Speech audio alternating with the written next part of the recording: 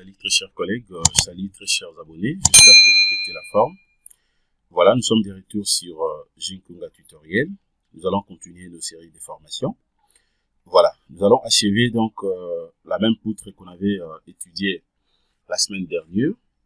Prière de suivre toutes les formations qu'on a postées sur Jinkunga Tutoriel. Vous allez très bien maîtriser comment débiter une modélisation d'une poutre isostatique sur CPCAD, mais aussi comment définir ses appuis, les chargements ainsi que d'autres éléments qu'on a donc vus ensemble. Donc pour ceux qui n'étaient pas connectés, prière donc de jeter un coup d'œil sur notre chaîne YouTube Jinkunga Tutoriel. Vous allez suivre donc toutes les formations et déjà poster là-dessus. Voilà. Alors sans plus tarder, nous allons voir notre formation d'aujourd'hui.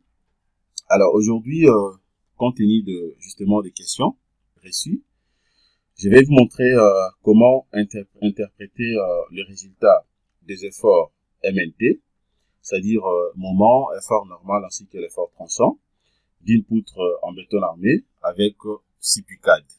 Voilà, donc c'est la même poutre qu'on avait étudiée la semaine dernière, une poutre isostatique reposant sur des appuis. Et donc, je vais vous montrer de manière à ce que vous puissiez très bien maîtriser comment donc interpréter, mais aussi analyser donc les diagrammes des efforts tranchants, moments fléchissants, ainsi que de l'effort normal, s'il y en aura. Voilà, abonnez-vous massivement et likez nos vidéos si vous avez des commentaires. En tout cas, n'hésitez pas donc de nous balancer vos commentaires et aussi poser vos questions. Premièrement, nous vous présentons en tout cas nos excuses par rapport au désagrément, vu que nous recevons en tout cas beaucoup de questions, plein de préoccupations, mais vu les temps vraiment tellement difficiles que nous puissions répondre directement à toutes vos questions, nous allons le faire d'une manière progressive, s'il vous plaît. Voilà, donc la poutre en question est là. Ça, c'est une poutre qu'on avait modélisée la semaine passée. Alors, je viens d'abord au niveau de l'hypothèse des charges. C'est ici où je vous avais montré comment est-ce qu'on peut définir les cas des charges. Voilà, définir les cas des charges, mais aussi, disons comment donc appliquer ces chargements. Alors, les cas des charges sont définis ici. Regardez par exemple au niveau par exemple des poids propres. Les poids propres a été déjà pris en compte, hein, donc c'est déjà considéré. Mais au niveau de charges permanentes, je vais cliquer à côté. Vous allez voir ici que c'est mentionné 1. Normalement, j'avais inséré 3 types de charges permanentes, mais sauf que je viens donc d'isoler des autres charges pour rester que avec une seule charge. Je suis en train de travailler avec ça. Voilà, c'est juste question de cliquer ici. Regardez, donc je viens de désélectionner le D. Si par contre, je vais considérer donc les 3 types de charges permanentes que j'avais insérées, c'est juste question de venir cliquer ici. Voilà, c'est-à-dire que je viens de confirmer aussi la charge permanente dit au plancher reposant sur la poutre. Voilà, je viens de considérer les 3. Ça, c'est la charge permanente dit au poids de revêtement. Voilà, mais par rapport à ces projets, par rapport à ce que nous voulons faire, et je refusais de travailler avec le D type de chargement. Voilà, donc ça dépend des projets. Hein. Comme c'est une formation, je me suis dit que mieux vaut de considérer seulement une chargement, donc dit à la chape qu'on avait définie. Voilà, donc déjà, là, c'est au niveau des charges permanentes. C'est déjà bon, j'accepte. De l'autre côté aussi, pour la charge d'exploitation, je fais la même chose. J'ai isolé, en fait, le déchargement. Deuxième charge d'exploitation, dit, donc, c'est la charge d'exploitation d'habitation et aussi charge d'exploitation que j'avais considérée comme d'escalier. Le D, je l'ai donc isolé. Voilà, j'accepte. Et puis, cliquez sur OK. Regardez ce que je viens d'obtenir. Voilà. Alors, maintenant, qu'est-ce que je fais? Je peux venir sur données générales. Là, je suis en train de vérifier seulement quelques artus. Voilà. Ce qu'on avait vu la semaine passée. Je vous avais aussi montré comment définir donc les appuis. Regardez. Donc, les appuis sont là. À gauche, ici, vous avez donc un appui et articulé. De l'autre côté, vous avez un appui encastré. Alors, je vous avais dit pour définir ces genres d'appui, c'est juste question de venir maintenant ici. Vous cliquez sur description de nœud. Une fois cliqué, et puis vous venez cliquer sur l'appui. Une fois que je clique, voilà, c'est à ce niveau que je peux modifier les appuis comme je vais. Si je vais travailler avec ça, c'est juste question de prendre ça et puis je viens spécifier d'abord sa largeur, mais aussi les normes comme référence. Et dès que je clique sur accepter, je viens de changer directement donc cet appui. Voilà, c'est juste question de vérifier sur Jinkunga Tutoriel. Vous allez voir vraiment l'intégralité de ce genre de formation, c'est bien expliqué. Voilà, et aussi je vous avais montré comment peut-on donc appliquer les chargements. C'était juste question de venir ici. Je viens sur introduire les charges sur la travée de la poutre. Je clique. Une fois cliqué, regardez les chargements qu'on avait donc insérés ici. Après avoir donc défini et introduire les cas de charge, la définition maintenant de ces chargements, on le fait à partir d'ici. Donc c'est juste question de venir ici. Je clique sur la poutre. Je fais clic droit. Voilà, c'est à ce niveau que je peux introduire tout ce que vous êtes en train de voir ici comme chargement. Donc c'est bon. Voilà, c'était juste pour vous montrer. Étant donné que cela a été déjà fait, et puis j'avais déjà lancé les calculs, regardez, vous avez même la possibilité de voir déjà donc le plan d'armature, l'espacement ainsi que et tout ce que le logiciel m'a proposé en fait. Voilà, pour lancer les calculs, c'est juste question de venir ici, vous cliquez sur dimensionner, vous allez directement dimensionner donc la structure sans problème. Voilà, alors ce qui nous concerne maintenant aujourd'hui, et comment interpréter donc les résultats des efforts MNT, et après avoir lancé bien sûr les calculs pour cette poutre en béton armé. C'est une poutre isostatique. Alors, une fois que les calculs est déjà lancé, je peux venir soit ici. Voilà, je peux cliquer directement sur édition des armatures et consultation des résultats de la poutre continue sélectionnée. Ou carrément, je peux venir le faire aussi de l'autre côté. Je prends données générales. Je descends, c'est la même chose. Je peux cliquer ici sur édition des armatures et consultation des résultats de la poutre continue. Une fois cliqué, j'aurai justement la même chose. Regardez ce que je viens d'obtenir. Vous avez directement donc un aperçu et de la poutre en béton armé déjà calculée. Voilà, vous avez même aussi les armatures. Regardez, donc tout est là, c'est bien détaillé en tout cas. Et en bas ici, vous avez donc notre graphique et d'air d'armature. En fait, c'est un rapport donc qui nous donne aussi la possibilité de comprendre déjà tout ce que et tout ce qui est fait aussi ici. Je peux le voir de l'autre côté. Voilà, une fois que je viens ici, j'accepte. Là, vous allez rentrer tout au début, là où on était. Donc, je prends ça. Voilà. Alors, comment je peux procéder, par exemple? Alors, si je vais interpréter ou vérifier d'abord les diagrammes des moments fléchissants pour cette poutre, qu'est-ce que je fais? C'est juste question de venir ici. Je viens, je vais cliquer sur MY. Voilà, MY, c'est-à-dire que je vais vérifier d'abord les diagrammes et les diagrammes justement donc des moments fléchissants. Une fois coché de l'autre côté, je viens maintenant sur la poutre. Regardez dans l'enlire de notre diagramme. Donc au niveau de cet appui, l'appui gauche, ça commence juste à partir d'ici. Voilà, c'est un pénil. Et puis je viens donc le max. Déjà je vois donc les moments max. Déjà donc en travers, ça sera quelque part ici, c'est en travers. Mais aux appuis maintenant, ça sera de l'autre côté. Regardez, regardez très bien. Vous allez voir que par rapport à d'axe en axe, les axes sont là. Donc, au niveau de l'appui gauche ici, c'est presque nil, puisque ça commence vraiment au début là. Regardez, c'est au niveau vraiment des axes. Vous avez donc l'axe vertical, mais aussi l'axe horizontal. Donc, à ce niveau ici, c'est nil. Voilà, mais si vous regardez maintenant de l'autre côté, vous allez voir qu'il y a une valeur max ici. Et donc, c'est pour dire quoi ici? Donc, j'ai la possibilité d'obtenir donc deux valeurs de moment. Déjà, j'ai le moment max en travers par rapport à cette poutre, mais aussi un moment max donc au niveau de l'appui droite. Voilà, puisque ici on avait un appui articulé, mais de l'autre côté on avait donc un appui encastré. Donc à ce niveau ici, vous avez donc trois inconnus à ce niveau. Vous avez donc suivant la direction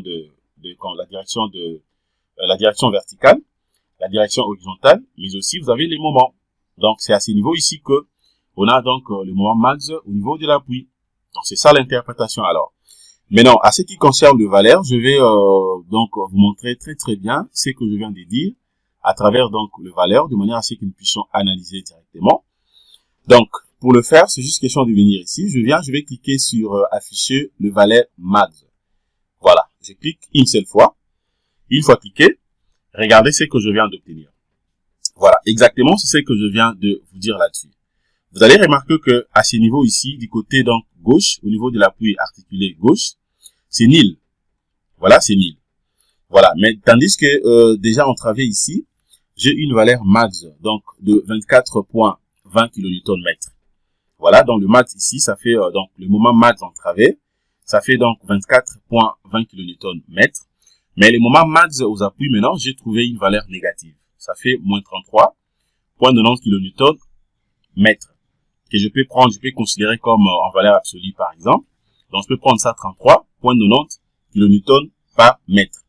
À ne pas confondre donc les deux valeurs. C'est-à-dire ici vous avez donc la valeur max, mais justement donc au niveau de l'appui. Au niveau de l'appui. Mais de l'autre côté vous avez donc une valeur max justement en travers.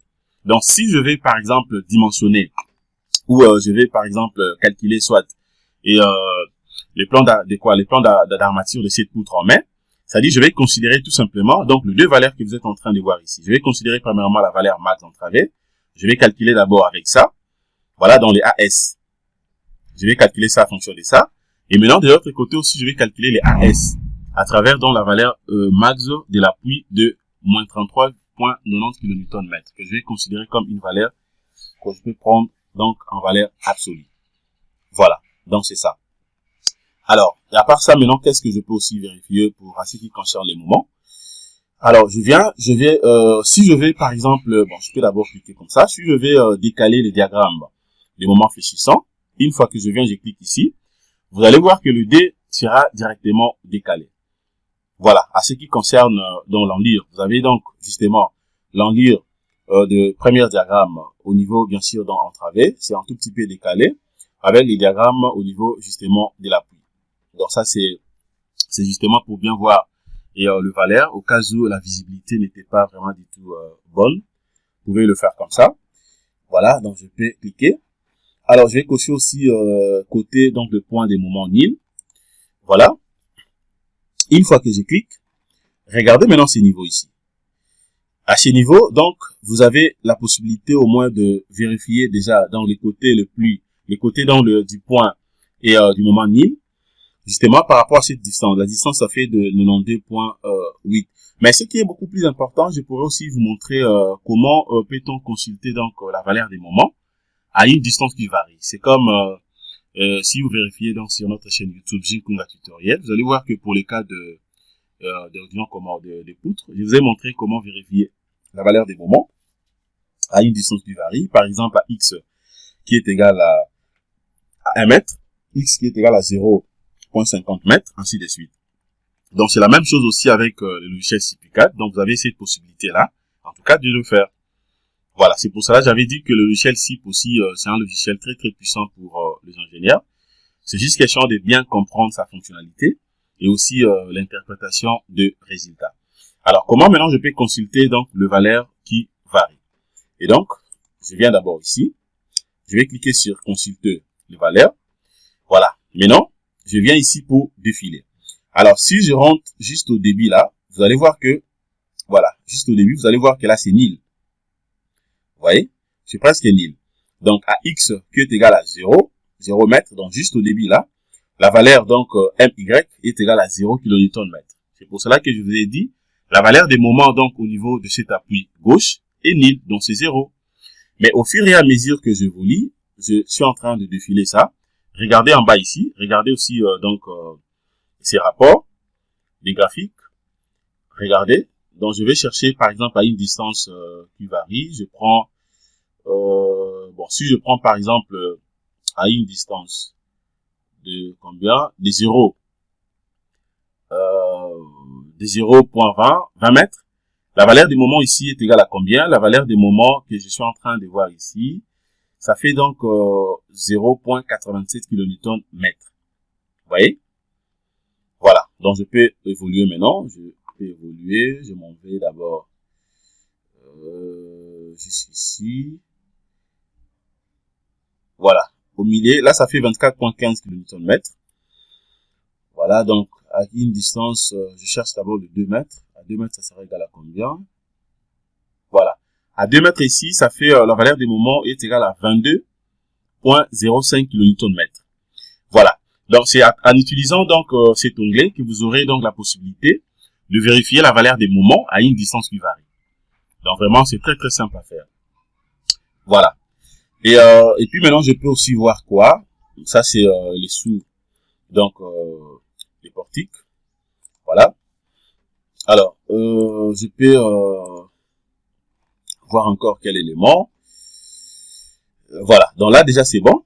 Alors, je peux vérifier maintenant d'autres efforts. Je prends d'abord, et à ce qui concerne l'effort tranchant. Voilà, je prends d'abord ça. Regardez maintenant l'effort tranchant. Voilà. Donc, vous avez l'effort tranchant est là. Alors, vous allez comprendre que, à ce qui concerne par rapport et l'effort tranchant, donc, ça va d'ici jusque de l'autre côté. Donc, le TA, voilà, au niveau de cet appui A, l'effort tranchant est égal à 28,64 kN. Voilà, 28,64 kN.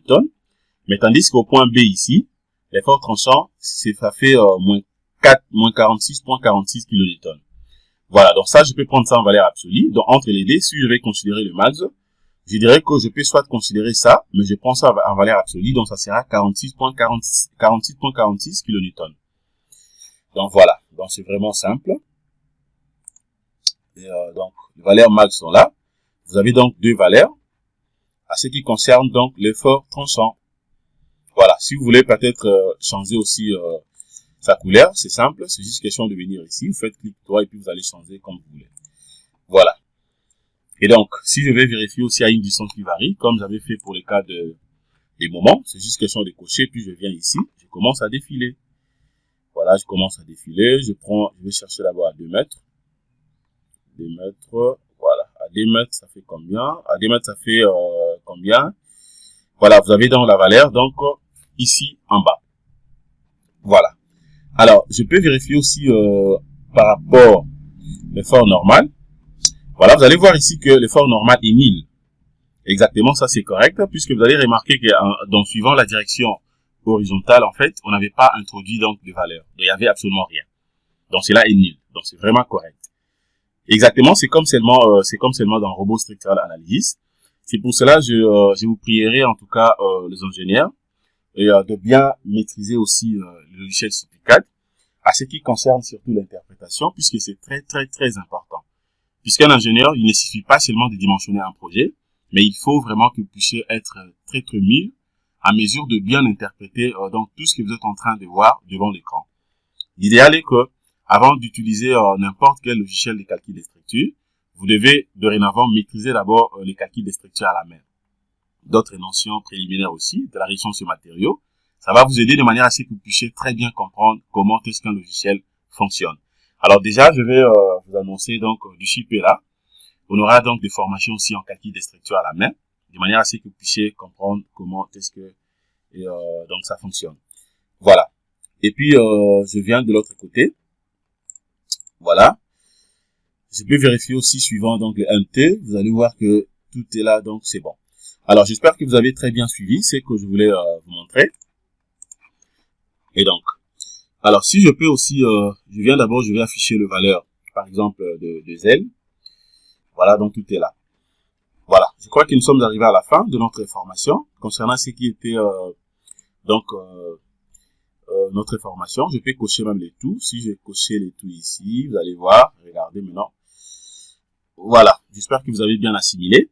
Alors, si je vais aussi peut-être voir, je clique d'abord sur armature transversale ici. Une fois cliqué, cet onglet va vous aider de manière à ce que vous puissiez soit éditer les armatures. Si vous voulez donc éditer les armatures, c'est juste question d'utiliser cet onglet. Ou bien diviser les tronçons d'armature. Je peux utiliser également cet onglet. Voilà, ça, je pourrais vous montrer ça prochainement concernant d'autres formations que nous allons donc voir sur Jinkunga Tutoriel.